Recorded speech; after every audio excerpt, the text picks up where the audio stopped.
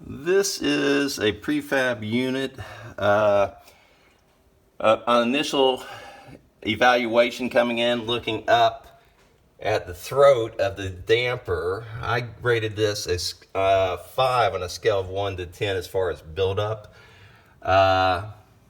Customer had informed us that, or informed me that they had burned in sporadically over the years, never had it serviced.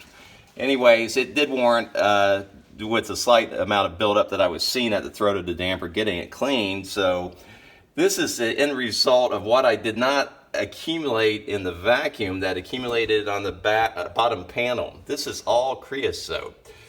And in some of the areas, the creosote mound is about 3 inches tall.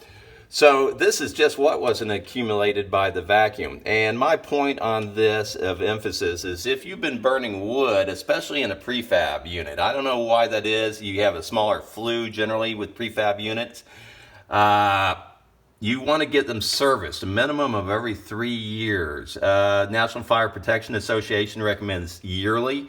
This is what the substance creosote that causes chimney fires. And sometimes even if your firebox looks relatively clean, it can be misleading. Having your chimney serviced by a chimney professional is well worth whatever money that you're spending.